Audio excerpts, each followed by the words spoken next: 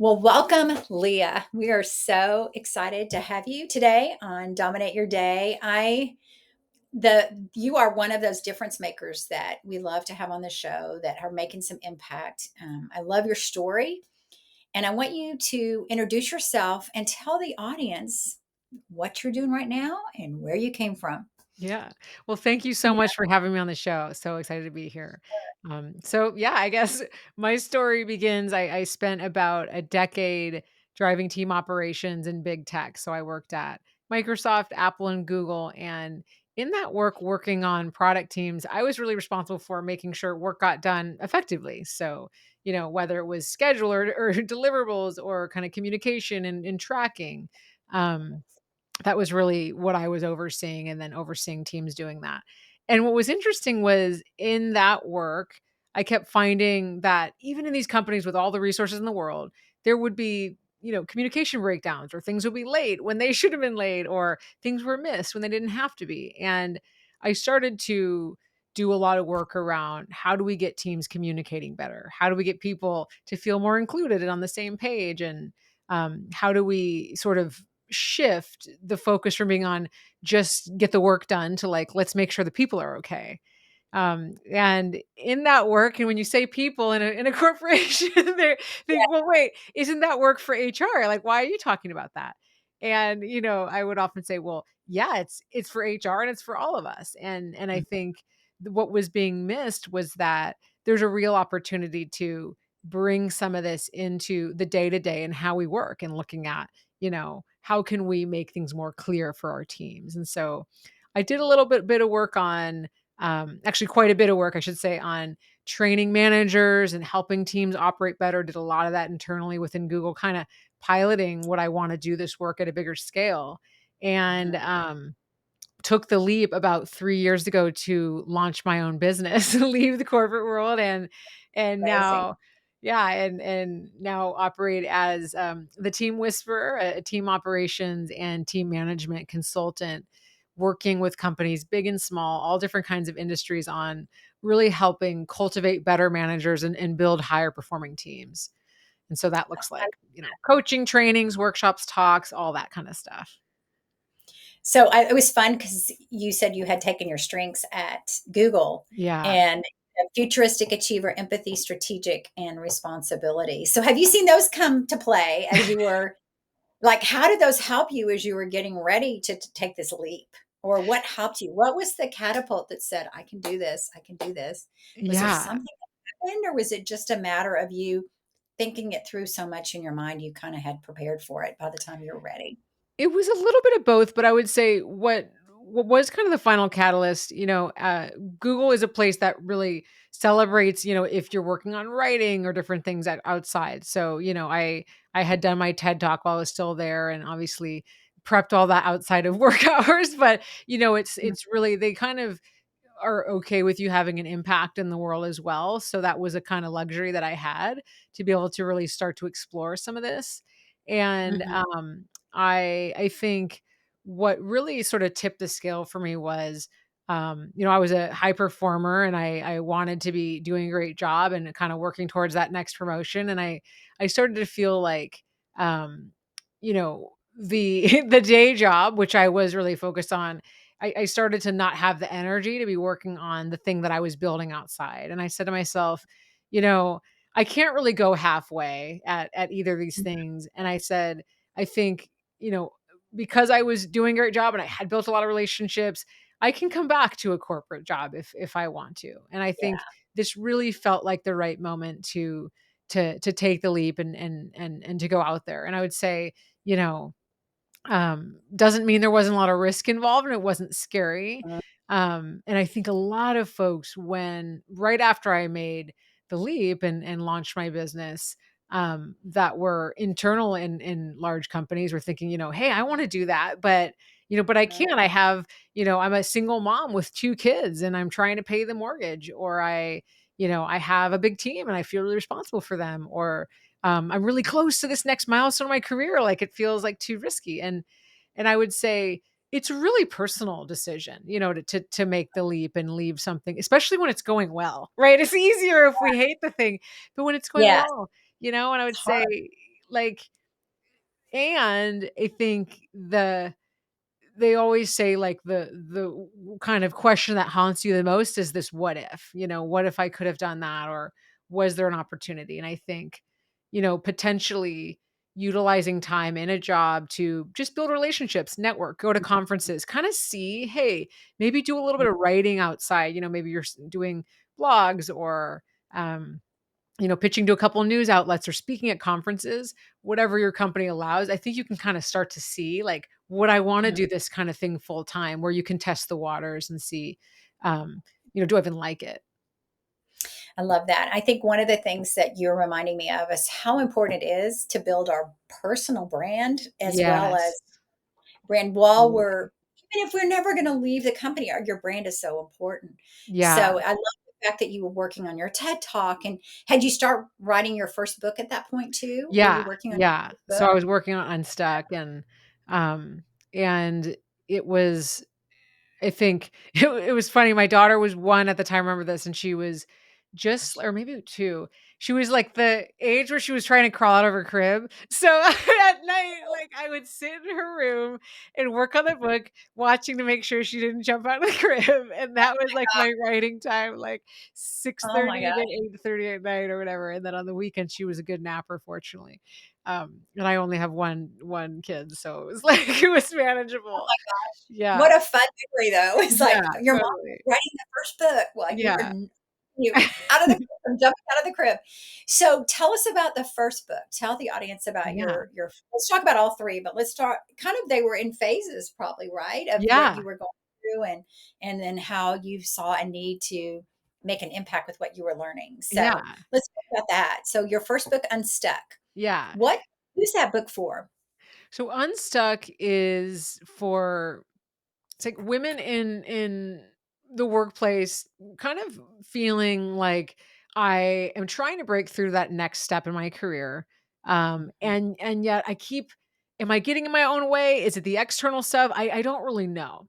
And what the book talks about is, yes, there are a ton of double standards and biases and barriers out there.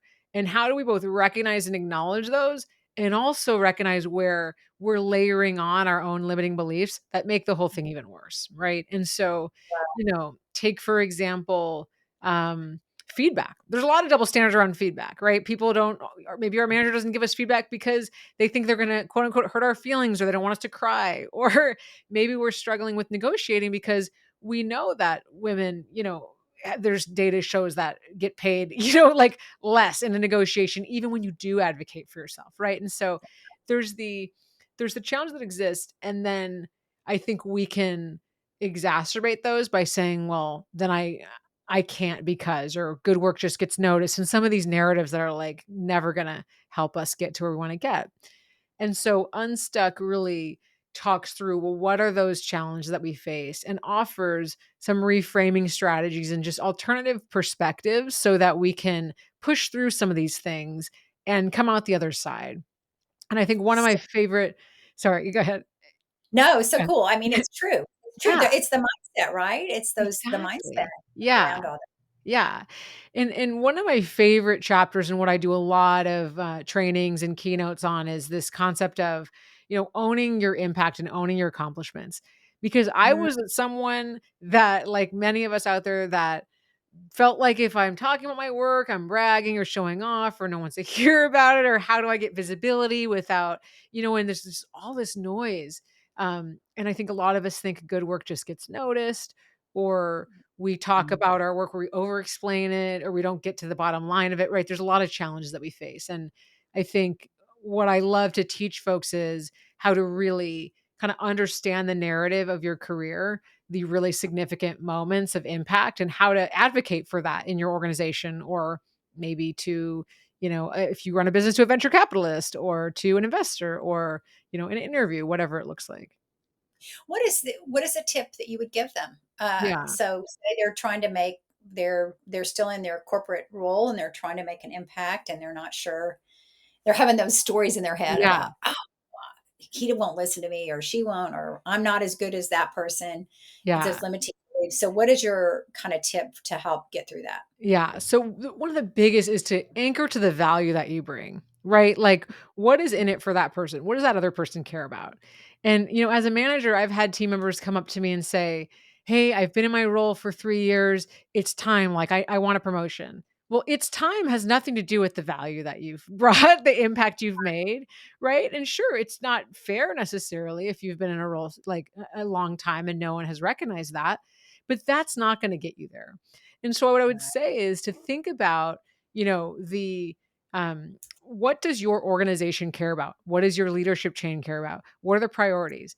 Right? Maybe, everybody cares about AI right now in a lot of companies. How are you benefiting that? How are are you helping with cost savings? How are you helping with team efficiencies? Whatever is that leading kind of overarching strategy, how are you adding value to that?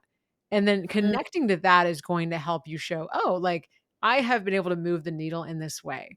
Now, the other thing that folks run into is like feeling like I don't, my work is too tactical. I don't have anything to do with that. Now I have nothing to say. And I would mhm, take a step back and think about the framing, the words you're using. So mhm. get rid of saying helped out, get rid of the word just, get rid of passive, like someone I was helping them with their performance review had like it was brought to my attention this problem. I was like, no, no, no. Like you saw the Yeah, problem, just go all in with it, right? Like we yeah, kind of undermine ourselves with trying to, oh, we instead of I, we mhm, like there was an army behind you and you really did this. I think mhm. looking at the language we're using as well, how we describe our work is another tip. And then making sure that's connecting to the value. And you know what's interesting? I don't know, I've been hearing this a lot lately is, "I'm sorry." I meant like, "Oh, I'm Yeah. sorry, sorry." And I'm like, "Oh my gosh, you don't need to say that." Yeah. No, you don't, right? I think the reframe is thank you for your patience if you're late, or just Yeah. get started, right? Like, or just Yeah, go, go on, go to the next thing. right. But I love how you have empathy, so I bet that has come in play a lot when you've been working with your leaders, working with your team, working with your clients now, writing your book. How does empathy work for you? How do you see that come across when you're using that strength? Yeah. Well, I think that's really the origin or the kind of the nexus of Team Whisperer is that, you know, I I've worked with a lot of leaders. I've worked in chief of staff capacities around working with kind of VP senior level and also at the ground level of organizations. And then now as a consultant with those two audiences as well. And what I've found is we think everybody's misaligned, but they actually have the same goals. We just need to get them seeing that. And I think a lot of Mm, time for senior leaders, you've been so used to talking about the strategy and planning and all the things that you feel like, you're sick of talking about it. You feel like everybody should know it by now, but the mhm, team, maybe they heard it once or was in an email or a town hall they didn't watch the recording of or whatever. And so they don't really get it. And they certainly don't get how they fit into the bigger picture. And so I think the empathy that I bring and this team whisper is to connect the dots across to show people the perspective of the other and that we're actually not so far off. And the way we get a lot closer is through clear expectations, talking mm, about the non-negotiable, talking about working norms and how do we want to get there. For a lot of senior leaders, they're really focused on the why and the what, right? The vision, the strategy. My mm. focus is the how, and I think that's really what brings people along. I love that. And I think having empathy is such a great talent, natural talent, because you kind of know what the room feels. And I think Yeah. your name, Team Whisper, is just perfect for your brand. Thank It's just you. perfect. I saw that and I went, oh my gosh, I love that.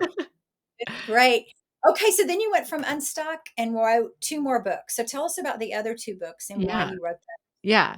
So the next book, as I started, working with smaller business, so I had a lot of experience working with corporate teams and larger teams.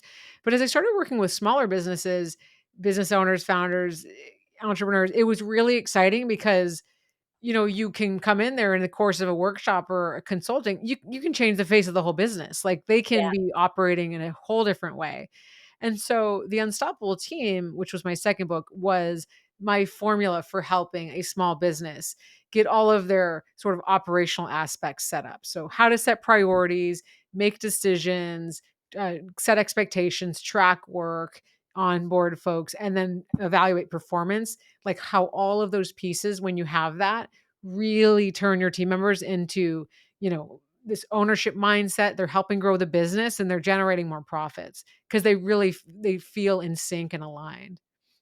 And That's so so, that's and yeah. it's like if somebody had told you in 2018 or 2019 you would have 3 books, a TED Talk, have your own business, would you have thought about that? Would that have been even No, in? I wouldn't. I mean, and I'm thinking about like, oh, I just work with these small companies. I'm making impact. Let me write about that so I can help more companies. Is that kind of what happened? Yeah, It's it like, was, and I had this formula, I call it the ops playbook, so this is I'll go into a business and create their own custom playbook for how to accelerate their business and really how work gets done so everyone can understand that. And I felt like, well, this is something, yes, people can hire me to do it hands on for them, but there's a lot in there that folks can implement right away, right? Like talking about, hey, just I include in the book diagnostic questions like, what do you want the day one experience to be like for a new team member for onboarding? Or mhm, with work tracking or meetings, like what are the essential meetings that you want to have every week and how long should they be and who's in them and what are the outcomes you want? With performance, how do you measure success? What does it mean to do a good job in this company? So I pose a lot of the questions that I ask my clients so that folks, especially if you have someone working in an operational capacity, they can implement that kind of thing too. I love that. I know you're in San Francisco. I'm in Dallas, and Dallas is like this huge startup nation right now. I mean, Yeah. they're constant, but people in a startup, they can't really afford to go bring in a lot of consultants. So I love that you created, and this is the other piece that I love is generosity. How can I create what I do for somebody who doesn't have to hire me, but they can buy the book and get the Yeah. information? And that's exactly what you've done. Yeah, thank you. And that's why I have my podcast Managing Made Simple. It's all like really anything that I question I get anytime I make an episode about it because it's Yeah. like 15-minute masterclass in managing your team every episode around, struggling with feedback. One came out today around a PR agency I was doing a workshop in asked, we want to have a really high standard for our team, but we don't want to be micromanaging. How do you deal with that? Right. And Mhm. so I talked about it in the workshop and I said, well, this would be a great episode because that's a challenge that a lot of us deal with. We're all sort of wrestling with that. Absolutely. I love that you do that. You kind of take it to here's what's happening now. Let's talk about it Yeah. in the real Yeah. life. Okay, so now your newest book just got Yes. released last week. Tell us about The new that one. manager playbook. So the new manager playbook, this one came about from a really clear demand. Folks asking me all the time in my workshops, on the podcast, and anything I was doing around, how do I help my new managers or my new managers or folks that want to be managers, they're struggling. And it Mhm. also came about because I think 57% of the workforce has said they've left a job because of a bad manager or maybe an unskilled manager. We think they're bad, but they're actually not bad at heart, right? But there's a Right. problem. And a lot of times I'm seeing, more and more in the news or over the years, large companies attempt to abolish middle managers. They're saying, okay, well, the manager's the problem. And I really believe the managers are not the problem. It's that they haven't been given support and training. It's not Right. your fault if you're asked to be a manager because your manager left and you just say okay because you don't want to not take the opportunity. Right. And Mhm. so I wanted to make a resource that it truly is a playbook. It's got stories, worksheets, exercises, tools, so that a new manager feels like, okay, I got this. I can figure this out.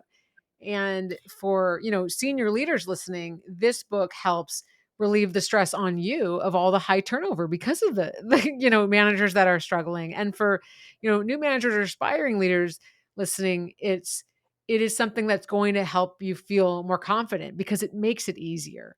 And, there's so many hard problems we have to solve, like how to have a one-on-one meeting shouldn't be one of them, right? Like there's Right.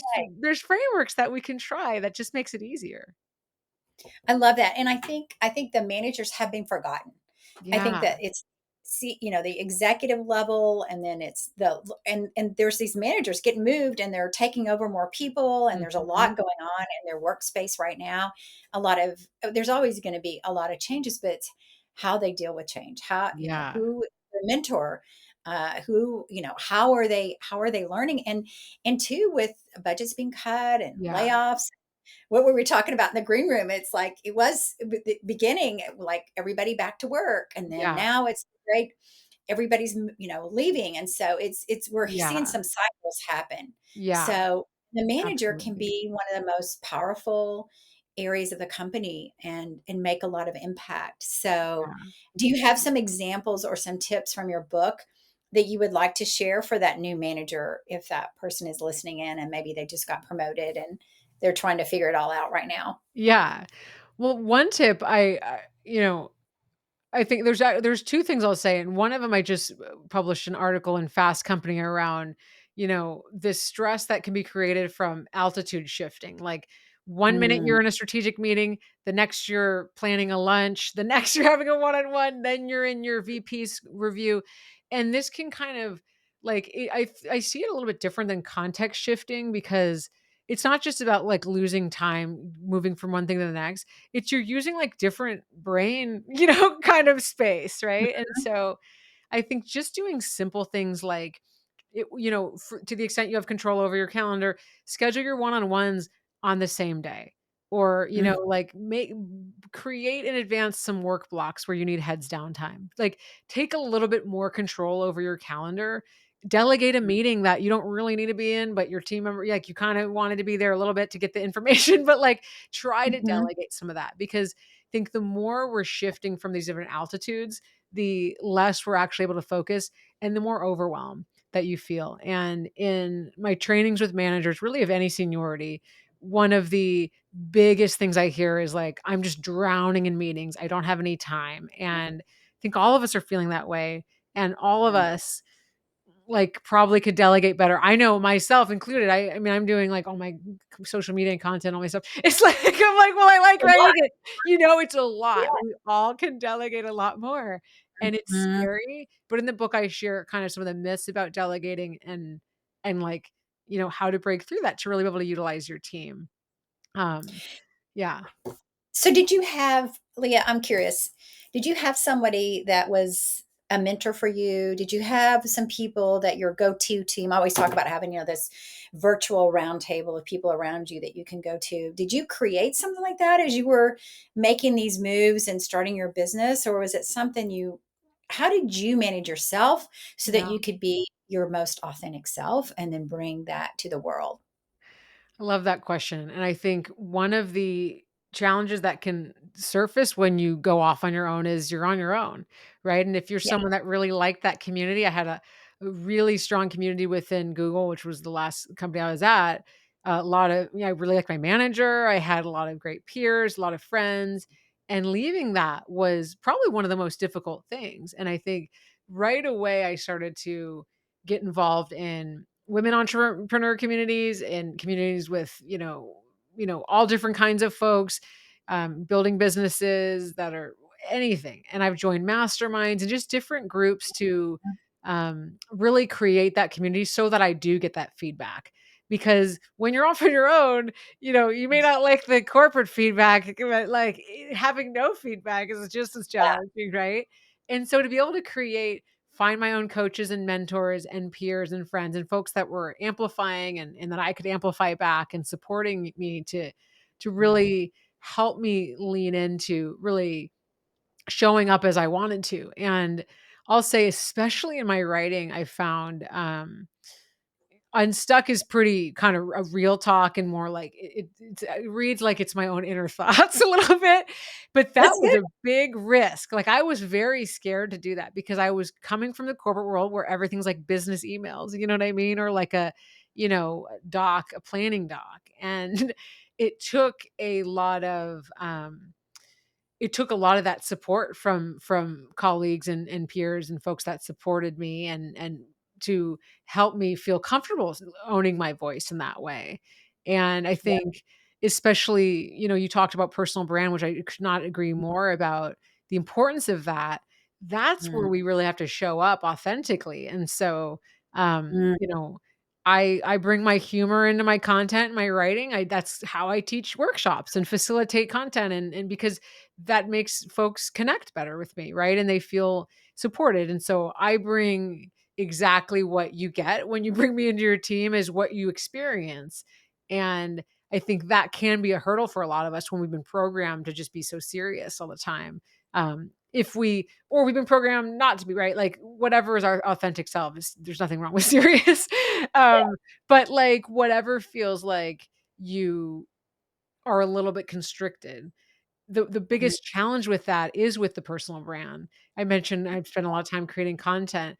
It's really hard to create content, whether it's a blog or articles or LinkedIn or Instagram or podcasts or whatever, if you feel like you're not really you because it just takes a lot more effort, and it's like, and you don't feel like doing it, honestly, can't keep up with it because it just doesn't. Yeah. And I think that's the thing. I think when you start, yeah, I know when I first started, I was like, I get this gut feeling. I don't know if you got that. It's just like, this doesn't feel right, but they're telling me I have to do this and it just doesn't feel right. Yeah. And I just wouldn't do it. Or I maybe Yeah. do it and go, oh, that didn't feel good. Yeah. And this is what you need to do to, build your Yeah. business. Right. No, that's not what Yeah. I'm going to do. Exactly. Um, so there is a lot of that, but it's like being okay with that authentic person, but knowing who she is and where she is in there and what are Yeah. all the talents. So that's why I love that it sounds like you had a really good community around you at Google as you Yeah. were doing your TED talk and as you were doing this first book. And now here you are on book three, and you've only been in business 3 years. I love that. It's awesome. It's Thank an you. impact maker. I mean, I interview a lot of entrepreneurs and a lot of difference makers. I don't think I've interviewed somebody that's done 3 books in 3 years. Most people go, "Oh, that was my book. I'm done," you know? That's what I said But after the first one, and then I don't know, I just kept going. yeah. So when you think about this last book, The New Manager's Playbook, what do you wanna say to that manager who's thinking about buying this right now or getting some support? What do you think that they really wanna hear from you right now, that they haven't heard in the workplace or Yeah, from a colleague? What do yeah. you think that is? I wanna tell them it doesn't have to feel so hard, and it doesn't have to feel like you don't have any time. And Mm, I think, you know, paging through this, even if you read 1 chapter a week, you will start to see that these things that felt so confusing and hard and sticky and like, "I can't do that," actually get a lot easier, right? Because mhm, when you use a simple tool, I mentioned one-on-ones. I had a team member who would have our one-on-ones, and she would never bring anything to say, and I dreaded it, and I always wanted to cancel it, I always wanted to move it, and it's like this thing that just was exhausting, right? And then when I started to implement, I figured out how to actually have that more effective conversation. I looked forward to it. Like we don't have to feel like we dread giving yeah. feedback, we dread career conversations and delegating. And all of that makes it feel hard and it makes it feel like we don't want to do it anymore. And so I So would say, yeah. what did you figure out that helped you with that person that was hard to do those one-on-ones with? What did So you what do different? actually, and we talked about this in the green room, we met in person and it changed the game dramatically. So Okay. one thing was it was probably year 2 of COVID. I changed teams. I became a manager of someone and I hadn't met anybody. And one day she said, "Oh, I'm going on a bike ride through, your area. You want to get coffee?" And we weren't back in the office, but you could see people or whatever. And we met and we were laughing and telling stories and it changed the whole thing overnight. And I think if you can't meet in person, what I would take away from that is figure out a way to get to know someone on a more personable level, right? Understand them as a human. Ask them, have a coffee chat where you're like, "Hey, let's do one of our one-on-ones, just talk about life stuff." Like, "Who are you? What's exciting to you?" And break that down because frankly, she felt like, she was good at her job. She doesn't really need advice, whatever. She's good.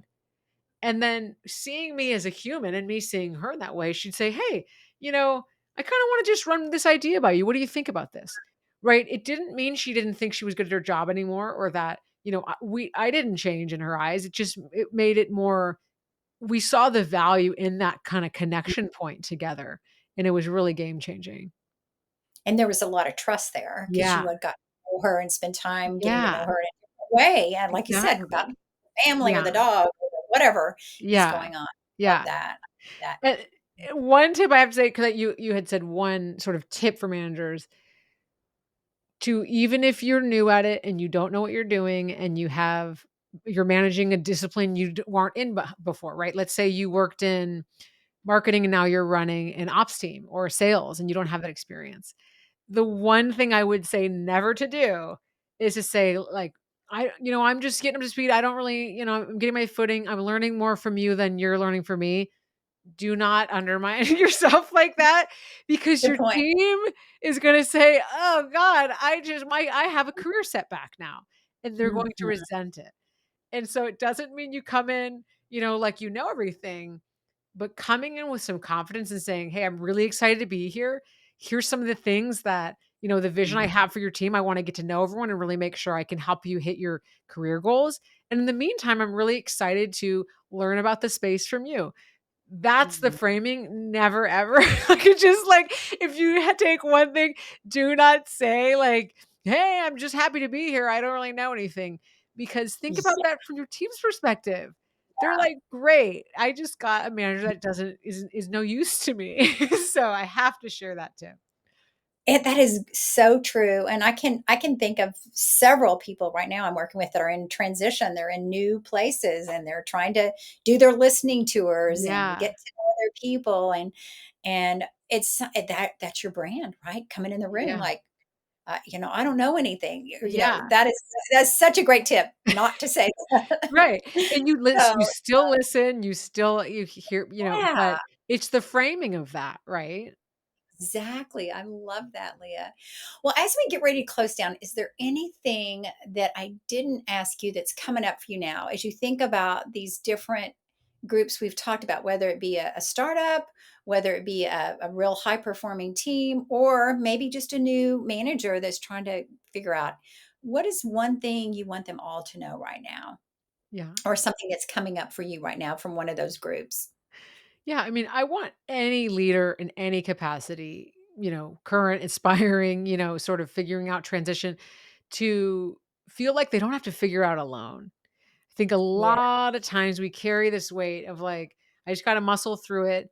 We're, if especially, I know you have really high achieving, high performing audience here, that we've succeeded a lot because we've been able to, we can do a lot of stuff on our own, but it can Mhm. become isolating. It can take longer and it can be frustrating, and it leads Mhm. to a feeling of burnout. So I think get the support, whether it's, enlisting some of your, friends, setting up a, monthly dinner with folks to like just get out of your workspace in your head. You know what I mean? Like whatever that feels for you, get mentoring, coaching, bring in consultants, whatever. It doesn't matter. But I think figuring out, what would help you not feel like, oh God, I gotta just get this done. I gotta do it on my own, because you don't have to. And I think that's one of those challenges that I think a lot of times women take on, that they can't invest in things for themselves, or they can't slow down, or they can't take more because we have to fight so hard. And Mhm. I mean, I find myself in that space a lot. And I think in investing a little bit more time and energy and financially in some more support systems, it's actually accelerated me. It's allowed me to go faster. And so I'd That's really recommend that. I Yeah. love that, and I think that's the key, is that I hear from you, so much empathy, and just feeling what these different leaders feel like, and the people that are listening to our podcast today just feel I love the idea of not trying to do things alone, and just go find somebody else. I had that recently where a couple of us got together and said, "Let's talk about our businesses once a month. Let's just get together on Yeah. a Saturday, have coffee." We have so much in common, but we're doing Yeah. different businesses. And it has been so life-giving. We are texting each other every week now and talking, and it wasn't one of those Yeah. paid. We just put ourselves Right. together. Yeah. And exactly what you're talking about, Leah. I think Yeah. that's so and it's been so life-giving. And Yeah. now we're helping each other with different things. So, Exactly. yeah, no, Yeah. it's great.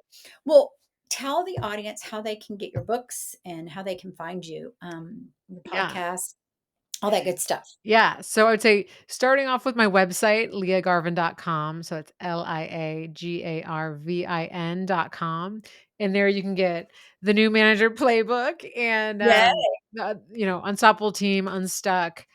Follow me on LinkedIn. I write a lot of content on there, share a lot there, and Instagram as well. And Managing Made Simple is my podcast that I mentioned, which again, I call it a 15-minute masterclass about managing your team.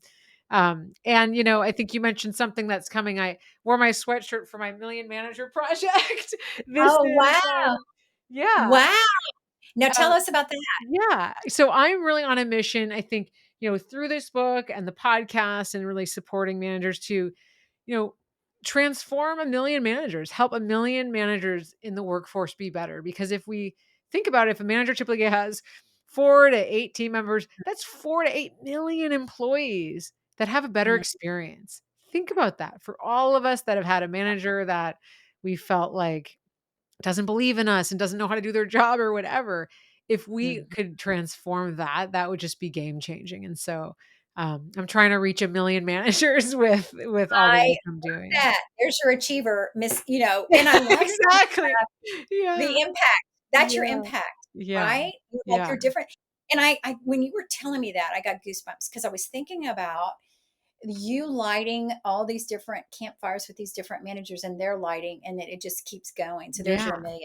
Yeah. It just keeps going, Exactly. lighting Yeah. that light. So Yeah. congratulations on the Thank book, you. and what a great goal to have to get to 1,000,000 managers. I think that's awesome. So I Thank can't you. wait to talk to you in about a year from now, Yep. Leah, and see how Notebook 4. Yeah. yes, it's gonna be great. Well, thank you so much for sharing. You are quite the difference maker. I love how authentic you're living and sharing and being generous with others. So thank you for being on our podcast today. Yeah. Thank you so much for having me on the show. Sure.